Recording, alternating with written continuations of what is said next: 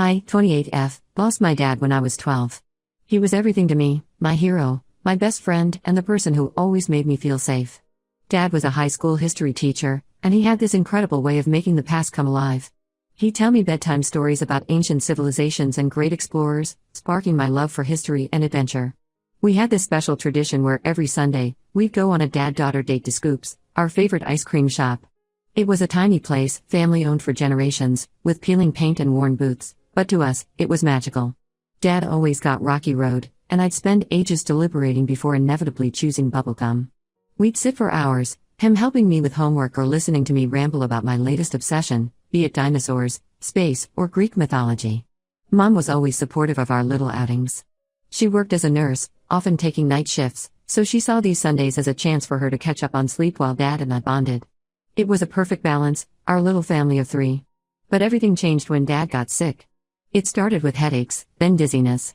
I remember the day he collapsed in the kitchen, Mom's frantic voice calling 911. The diagnosis came like a thunderbolt: brain tumor. Inoperable. Terminal. The next few months were a blur of hospital visits, whispered conversations, and me pretending not to notice how Mom's eyes were always red-rimmed. Dad tried to keep our spirits up, insisting on our ice cream dates even when he was too weak to leave the hospital. I'd sneak in pints of Scoops ice cream, and we'd share them in his room, laughing at how we were breaking all the rules. When Dad passed, it felt like the world stopped spinning. I was lost, adrift in a sea of grief I couldn't comprehend. Mom was devastated. She threw herself into work, often leaving me with my Aunt Tessa, 50F, who lived nearby. Tessa became like a second mom to me during those tough years. She'd pick me up from school, help with homework, and even try to keep up the ice cream tradition, though it wasn't the same without Dad. Tessa had her own story of loss. She'd lost her husband, Uncle Mike, in a car accident just a year before Dad got sick. I think that's why she understood my grief so well.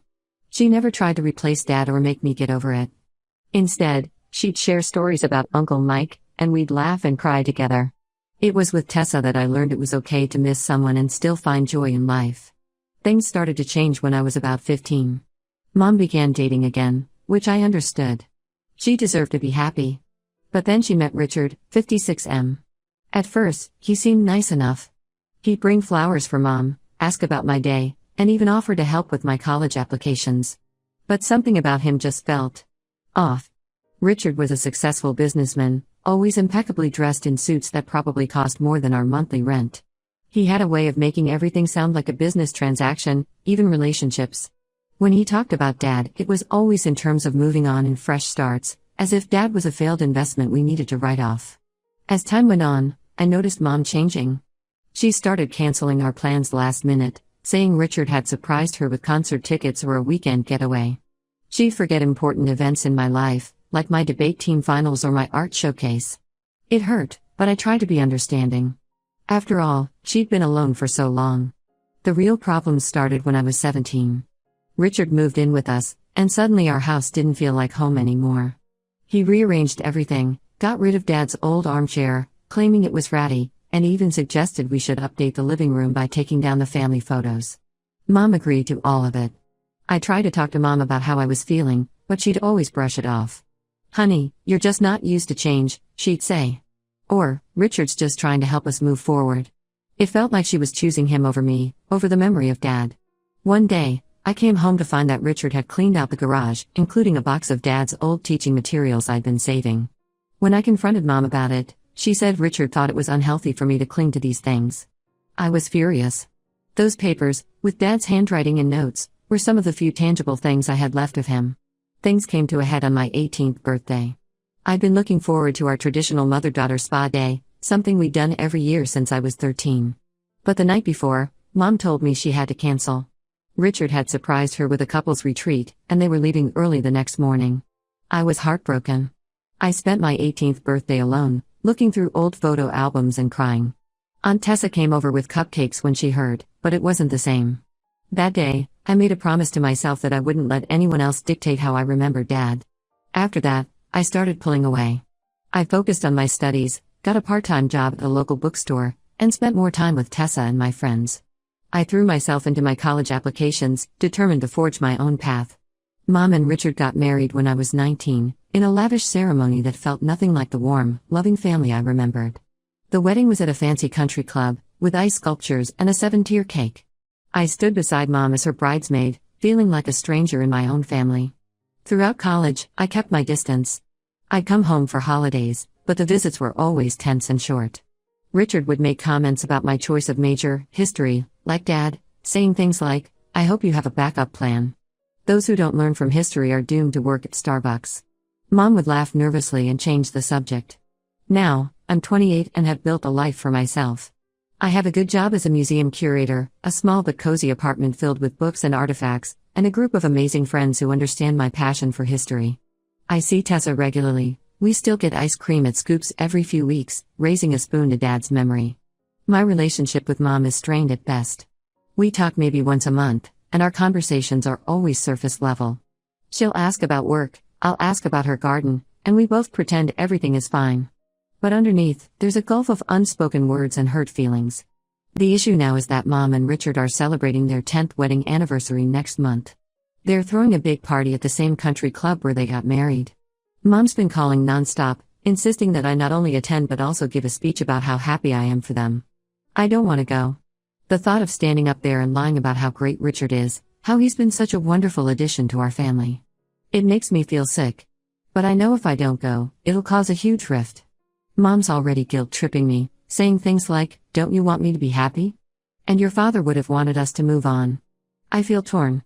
Part of me wants to just suck it up and go for Mom's sake. But another part of me is so angry that she let Richard erase Dad's memory, angry that she chose him over me so many times, angry that she expects me to pretend if everything is fine when it's not. Am I wrong for not wanting to go to this anniversary party? Should I just fake it for the sake of keeping the peace? Or should I finally stand my ground and tell Mom how I really feel, even if it means potentially ruining our already fragile relationship? Update 1. First, I want to thank everyone for their support and advice. Your comments gave me a lot to think about, and I appreciate the perspective. It's been a whirlwind few weeks, and I wanted to share what's happened since my last post. After much consideration, I decided to have an honest conversation with my mom before making a final decision about the party. I invited her for coffee at a neutral location, a small cafe near my apartment. It's a place I often go to work on my research, with mismatched furniture and walls lined with local art. I thought the relaxed atmosphere might help ease the tension. When we met, I could tell Mom was tense. She started rambling about party details, the caterer, the band, the guest list. But I gently interrupted her. I told her I needed to talk about something important. Then, I laid it all out, how I felt when Dad died, how Richard's presence changed our family dynamic, and how hurt I've been over the years. I told her about the day they cleaned out the garage, how losing Dad's teaching materials felt like losing a piece of him all over again. I reminded her of my 18th birthday, spent alone while she was off with Richard. I explained that while I understood her need to move on, it felt like she had completely erased Dad from our lives. As I spoke, memories came flooding back. I told her about a school play when I was 16. I had a small role as Juliet in Romeo and Juliet. Dad had always been the one to help me rehearse, putting on ridiculous accents to play all the other parts. This was the first school play after his death, and I'd been nervous about it.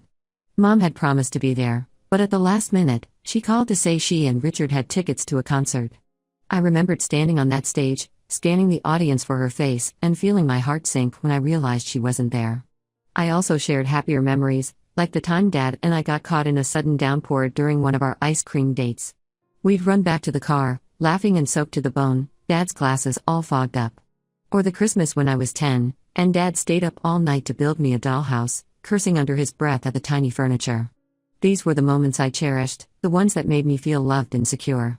And these were the kinds of moments I felt had been lacking since Richard came into our lives. Mom was quiet for a long time. Then, to my surprise, she started crying.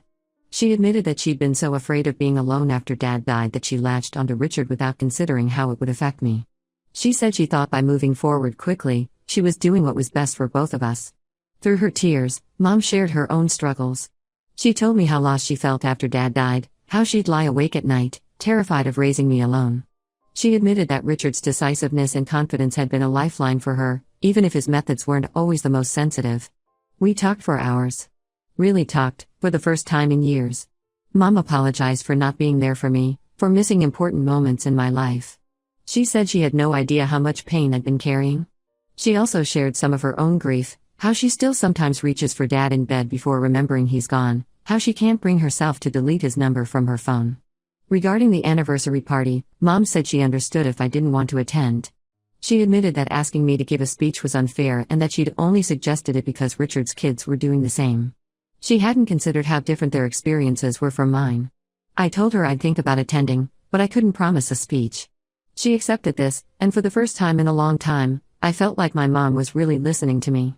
As we were leaving, Mom hesitated, then asked if I'd be willing to look through some old photo albums with her sometime. She said she realized she'd been avoiding memories of Dad, and that wasn't fair to either of us. It was a small gesture, but it meant a lot. The next day, I called Aunt Tessa to tell her about the conversation. She was supportive, as always, and reminded me that healing isn't linear. Some days you'll feel like you've made progress, she said, and other days it'll feel like you're right back where you started. That's okay. I'm still processing everything, but I feel like a weight has been lifted. Mom and I have agreed to start seeing each other more regularly, just the two of us, to rebuild our relationship. We're planning to visit Dad's grave together next week, something we haven't done as a pair in years. As for the party, I'm leaning towards making a brief appearance, but I'm not going to force myself to stay if it becomes too uncomfortable. And definitely no speech. I've decided to bring a framed photo of Dad to put on the memorial table, a small way of ensuring his presence is felt, even if just by me. I know we have a long way to go, but for the first time in years, I feel hopeful about my relationship with my mom. Thank you all again for your support and advice. I'll update again after the party. Update 2. It's been a few weeks since my last update, and a lot has happened. I wanted to wait until after the anniversary party to post this update, to give myself time to process everything. In the weeks leading up to the party, Mom and I met up a few times. We looked through old photos, shared memories of Dad, and even visited his grave together for the first time in years. It was emotional, but it felt like we were finally acknowledging an important part of our past that had been ignored for too long.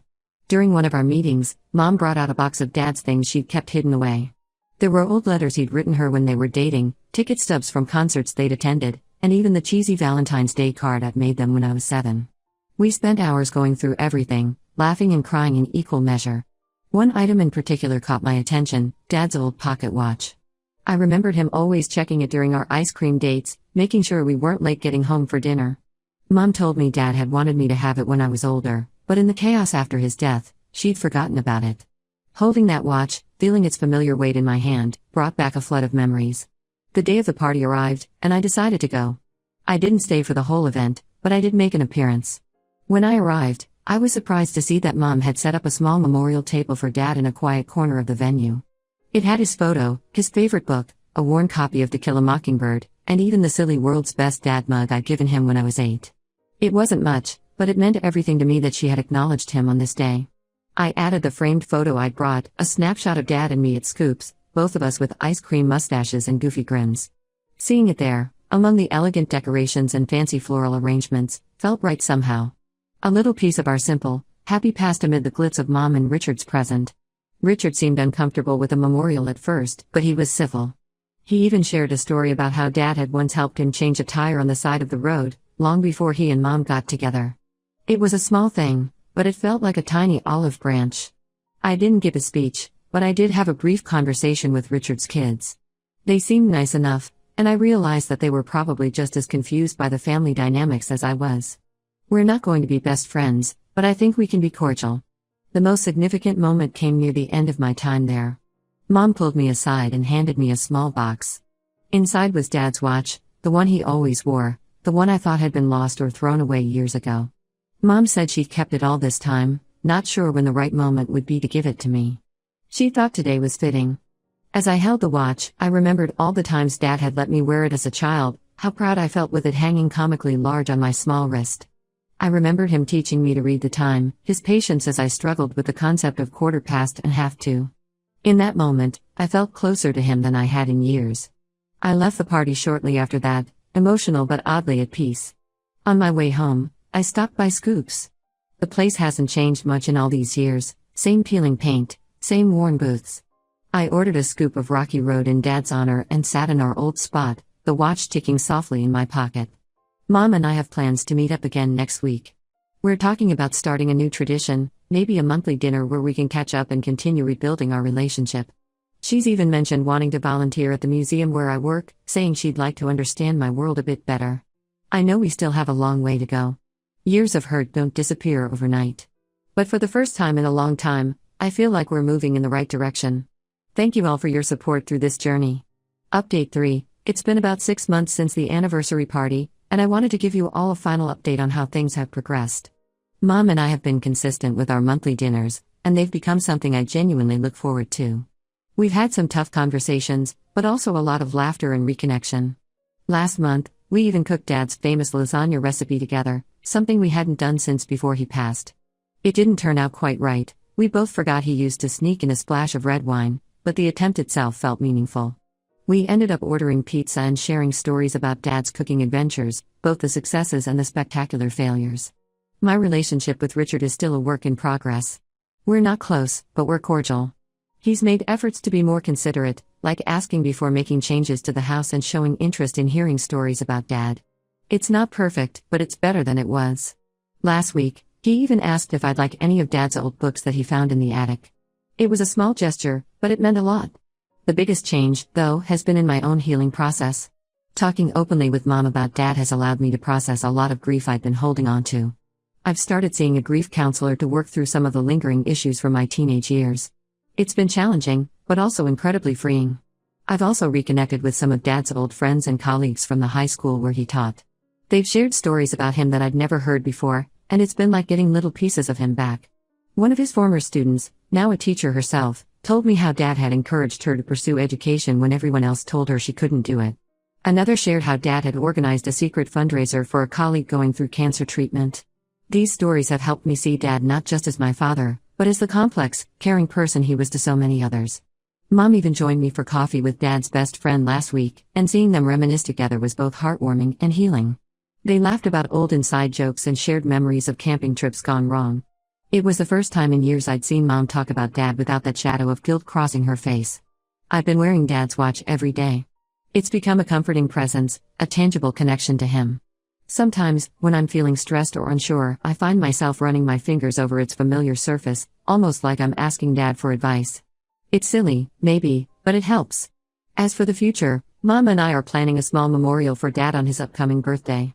It'll just be us, Aunt Tessa, and a few close friends. We're going to his favorite park, the one where he used to take me flying kites on windy days. We'll share stories, have a picnic, including his favorite lemon bars, and release biodegradable lanterns. It feels right to honor him this way, in a place that holds so many happy memories. I've also been thinking about ways to honor Dad's legacy in my professional life. The museum where I work is planning an exhibit on local educators who made a difference in the community. I've proposed including a section on Dad, showcasing some of his innovative teaching methods and the impact he had on his students. It's still in the planning stages, but the idea of being able to share Dad's passion for teaching with a wider audience feels incredibly meaningful. I know our family will never be what it was when Dad was alive, but I'm learning that different doesn't have to mean worse. We're building something new, something that honors the past while still moving forward. It's not always easy, and there are still days when the grief hits hard, but I'm finding ways to navigate through it. Mom and I are planning a trip to Dad's hometown next summer. Neither of us has been there since the funeral, but we both feel ready to revisit those places that were so important to him. We're going to stay in the bed and breakfast where Mom and Dad had their honeymoon, visit his old school, and maybe even try to find that creek where he always claimed to have caught a fish this big. Thank you all for your support throughout this journey. Your advice and kind words have been a huge help. While I may not update again, know that your support has made a real difference in my life and my family's healing process. If there's one thing I've learned through all of this, it's that grief isn't something you get over, it's something you learn to carry. And having people to help share that load, even internet strangers, makes all the difference.